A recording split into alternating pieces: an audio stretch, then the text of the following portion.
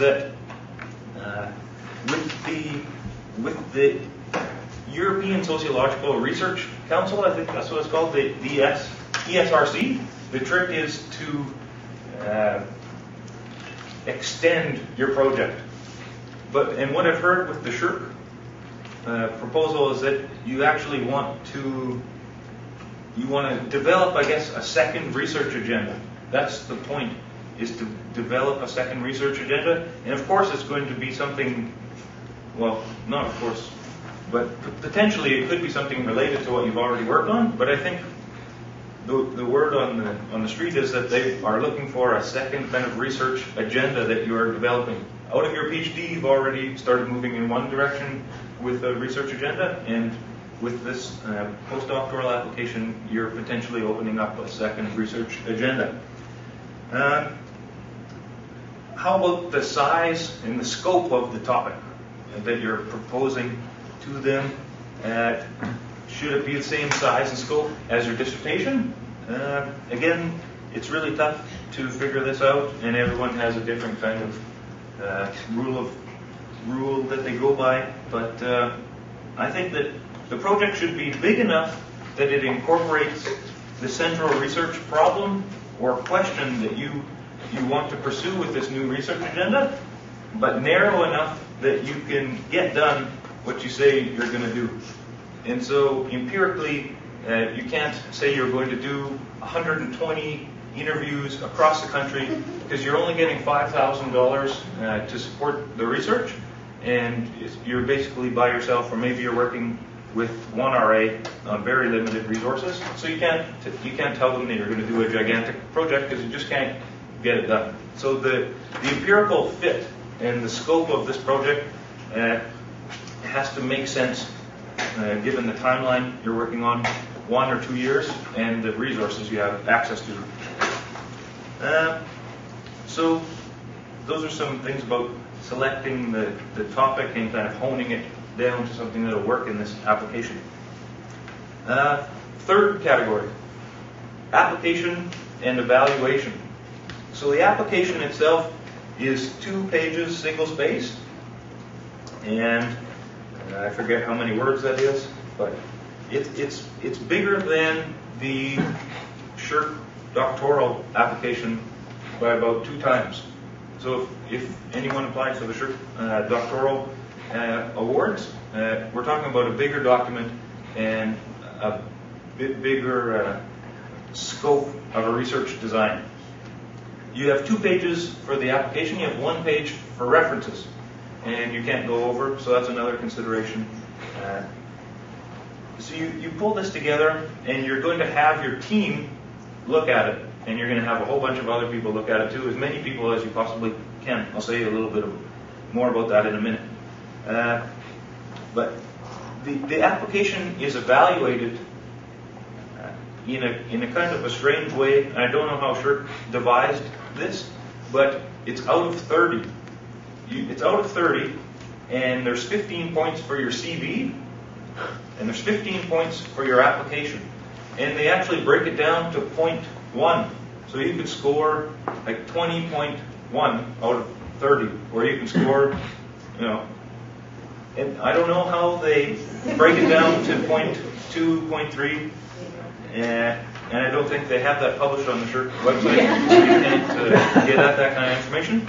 But really, now we're talking about how can we raise the score of our application point by point.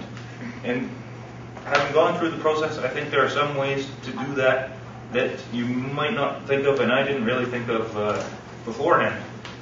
And it has to do with the way the CV is set out on the SHRC website. So, for instance, there's a category on the CV on the SHRC website where you list previous awards and publications and all those kind of usual things that are on your CV.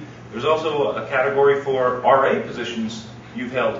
Why would they want to know if you have any RA experience? Well, they want to know if you have experience with project management and research design.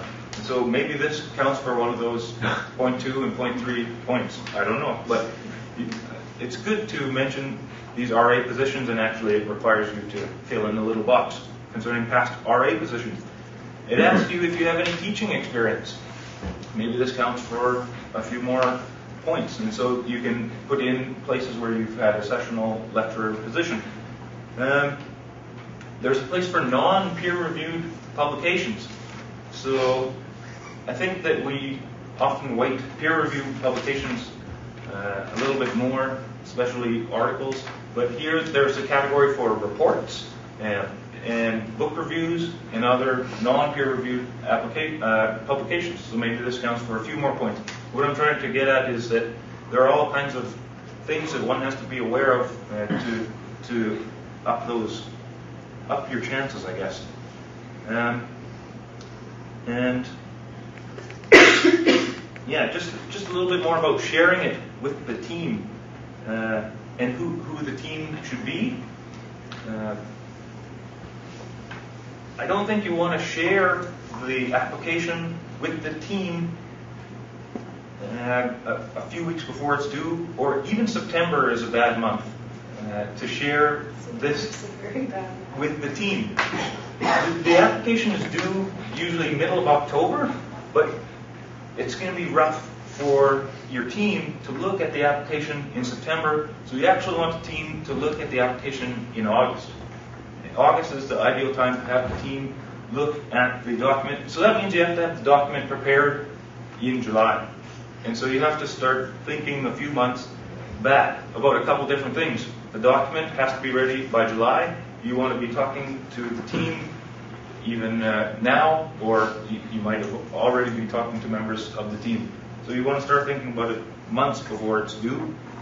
And a note on interdisciplinarity. I think that SSHRC wants to foster interdisciplinarity, and this must be reflected in your team. The team of folks who are the main players on that team, but let's say also the supporting cast. In your document, you also mention some people in the general area where you're planning to do this, who can also provide support to you, and you can talk to them about your work. In my application, I mentioned a supporting cast of people on law, geography, education, sociology, and all the people on the three people who were the main team players were in criminology. So I think that kind of interdisciplinarity is something you also want to signal in your application. So just to start wrapping up here, the last category has to do with when and why you would want to apply for a postdoc. And one of the reasons we were talking about earlier is that you never know with jobs. You never know how it's going to turn out, and so you want to keep as many pots on the stove as possible. One professor said to me, "It's really good that you were successful with the postdoc application, because it's the last time you're going to get to really read and write." And it's not to say that professors don't read or write, but there's less time to read and write when you have to teach, when you have to do administrative work. It's like a 30-30-30 kind of split, right? And so you get a lot less time to read and write later on. So I guess if you want that time to read and write, then a postdoc is a good thing to try for. If you're finishing within 16 or 17 months of the application date, you should apply for a postdoc. Because you can start the postdoc within this window of time, and it spills over a few more months than you might expect. Actually, the window actually goes to January, I think. So you apply in October, you hear in March or April, but you don't have to start that summer. You don't even have to start that fall. I think you have to start by the following January. So you don't have to be finished your dissertation. You want to kind of time it out that it